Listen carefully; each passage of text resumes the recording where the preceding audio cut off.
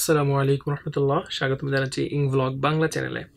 আজকে আমরা খুবই পরিচিত একটা শব্দ নিয়ে কথা বলবো। শব্দটি হলো স্পেশালি, আর এটা একটা কমন মিস্টেক লেসন। তাই আজকে আমরা এই শব্দটিকে ব্যবহার করার সময় লার্নাররা বা শিক্ষার্থীরা যে ভুলটা করে থাকেন সেটা সম্পর্কে জানবো ইনশাল্লাহ।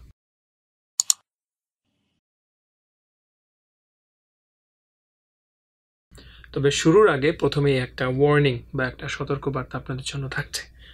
সেটা হলো দ্য ওয়ার্ড স্পেশালি এই ওয়ার্ডটা হলো one of the top 50 words most often spelled wrongly by learners। তার মানে হলো এটা হলো সবচেয়ে বেশি ভুল যে বানানগুলোতে হয় সেই বানানগুলোর মধ্যে প্রথম 50টা বানানের মধ্যে এটা আছে।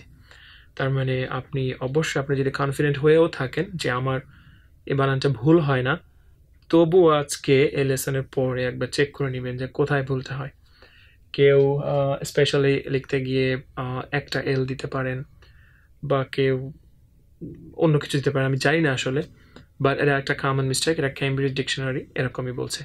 একটু কেয়ারফুল হবো, আমরা সতর্ক হবো এই বিষয়ে। তাহলে শুরু করছি আমাদের আজকের লেসন, কমন মিস্টেক স্পেশালি। আচ্ছা, ফার্স্ট থিংস ফার্স্ট, প্রথমে আসছে আবারও একটা ওয়ার্নিং।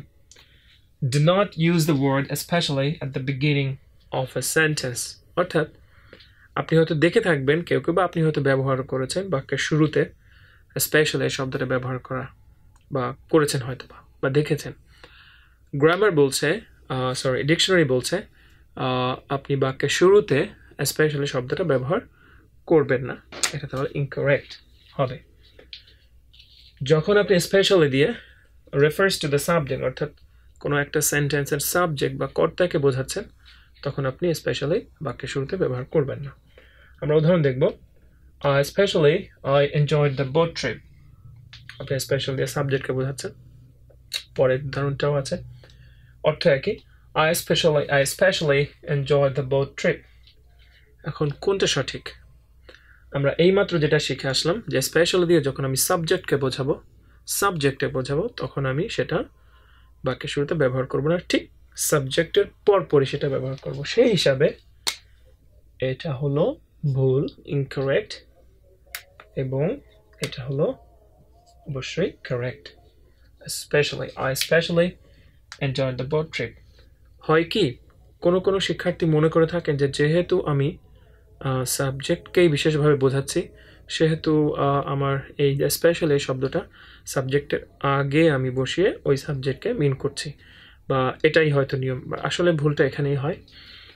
আমরা যখন চিন্তা করি অনেক বিষয় নিয়ে, মনে হয় আমরা লজিক্যালি করছি, বাট সেটা কিছু সেন্স থেকে, কিছু দিক থেকে লজিক্যাল মনে হলেও গ্রামারের দিক থেকে বা সংবিধানের দিক থেকে ভুল হতে পারে। এজন্য আমাদের বিষয়গুলো জানতে হবে। লাস্ট একটা উদাহরণ আছে, আই এনজয় দ্য বোট। এখানে কিন্তু কোনো স্পেশালি লেখি নাই। মনে রাখতে হবে, যেহেতু আপনি বাক্যের শুরুতে স্পেশাল ব্যবহার করতে পারছেন না, বাট তবুও আপনি ব্যবহার করতে চাইছেন কিছু সাবজেক্টকে বোঝানোর জন্য, সেক্ষেত্রে আপনি আর একটা ফ্রেজ ব্যবহার করতে পারেন। সেটা হলো ইন পার্টিকুলার। আমি লিখে দিচ্ছি।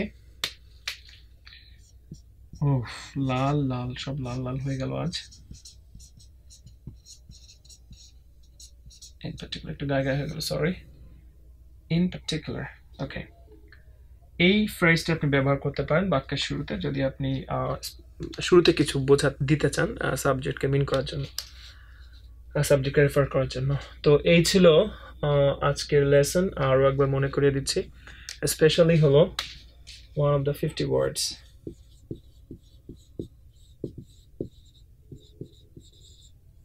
of the 50 words যেটা ভুল বানান হয়ে থাকে আমাদের, এটা মনে রাখতে হবে।